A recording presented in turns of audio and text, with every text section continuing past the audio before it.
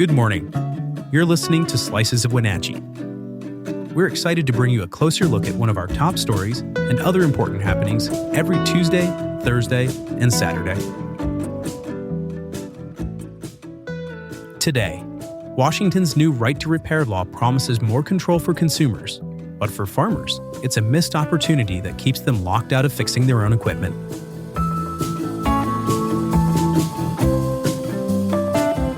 Before we continue, have you joined Neighbor yet? If not, download the app today and join local conversations about issues that matter. Neighbor is a site just for our local community focused on facts, not misinformation. Best of all, it's free for everyone. To learn more, visit wenatcheeworld.com/NABUR. Now, let's jump in. Washington's new right to repair law is being hailed as a big win for consumers and small electronics repair shops. But for farmers, the impact is, well, complicated. House Bill 1483, passed earlier this year with near unanimous support, is designed to empower consumers by requiring manufacturers to make parts, tools, and manuals for electronics devices more widely available. The goal is to reduce e-waste, lower repair costs, and give individuals more control over their technology. But notably, the bill excluded agricultural equipment, something many Washington growers had hoped to see included. For Blaine Smith of Bountiful Farms in Monitor, that omission comes at a cost, literally. A single tractor repair last year set him back $10,000. And it's not just the money. When a key piece of machinery breaks down in the middle of a harvest or planting season, time is everything. Smith, like many other growers, says they'd rather handle some of those fixes themselves, or hire local mechanics they know and trust. But those options are often off the table because manufacturers limit access to the specialized software, diagnostics, and even parts needed to do the job. Representative Tom Dent, who has worked closely with the agricultural community, sees potential for right-to-repair legislation to level the playing field. Independent repair shops, he said, are often run by experienced technicians who simply want to keep serving their communities. But there's a balancing act at play. On one side, farmers and small businesses are calling for open access to the tools they need. On the other, manufacturers are pushing back, citing the need to protect trade secrets and intellectual property. Dent believes there's a middle ground to be found, one where Tom's tractor repair can fix the machine without compromising a company like John Deere's competitive edge. And in fact, HB 1483 includes language stating that manufacturers aren't required to reveal any confidential information that would expose their proprietary technology. The bill's sponsor, Representative Mia Gregerson, says the decision to leave out farming equipment was intentional, in order to focus the legislation on personal devices and avoid drawn-out debates that could stall the broader effort. She's hopeful that starting small will allow the state to build momentum and expand the scope of the law in future sessions. For now, the legislation primarily targets smartphones, tablets, and laptops, items that generate massive amounts of e-waste every year. That still matters to rural communities, where access to electronics can be limited and repair options are often hours away. But in the world of agriculture, the right to repair goes beyond convenience. It's about resilience. Growers are already doing everything they can to stretch the life of their machines. Smith says his orchard still runs equipment that's 40 years old, and they'd invest in newer models with more advanced technology if they could afford to.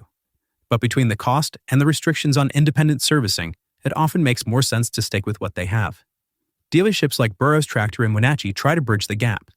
Store manager Robert Bender says their team will talk growers through basic repairs over the phone when possible, things like ignition switches or minor electrical issues.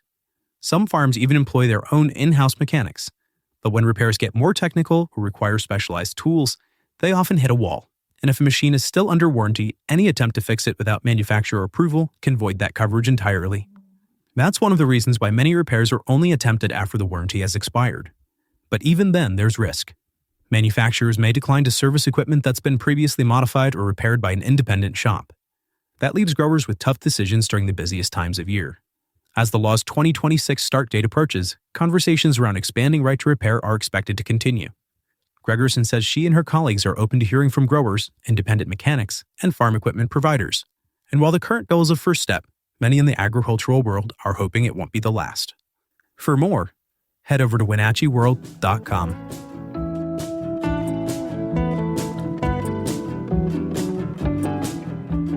Are you passionate about the issues shaping North Central Washington? Then you won't want to miss the Wenatchee World Forum at PIBUS. This monthly event brings together newsmakers and the community to dive into the topics that matter most. It's your chance to engage, ask questions, and be part of the conversation shaping our region's future. Have questions or need more info? Visit wenatcheeworld.com/forum. Now, a few other stories you should know about. A proposed subdivision called Harvest Hills Estates is drawing public interest in East Wenatchee. Developers plan to build 122 single-family homes on a 28-acre site along 6th Street Southeast, with construction expected to begin in late 2025.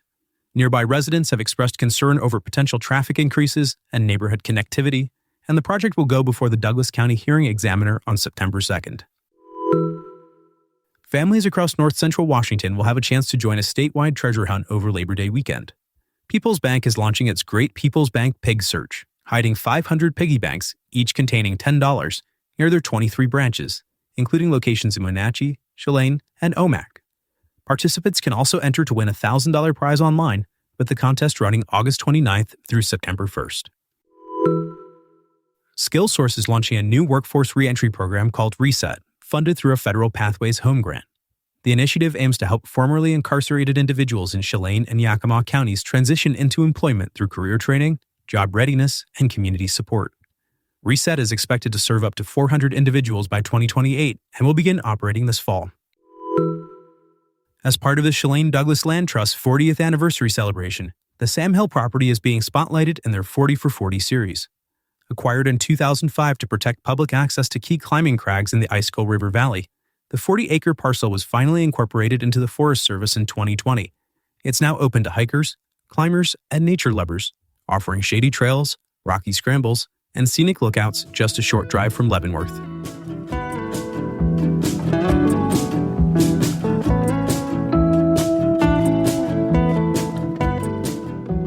Thanks for listening.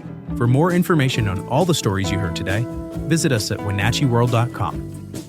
The Wenatchee World has been engaging, informing, and inspiring North Central Washington communities since 1905. We encourage you to subscribe today to keep your heart and mind connected to what matters most in North Central Washington. Thanks for starting your morning with us, and don't forget to subscribe to Slices of Wenatchee wherever you listen to podcasts.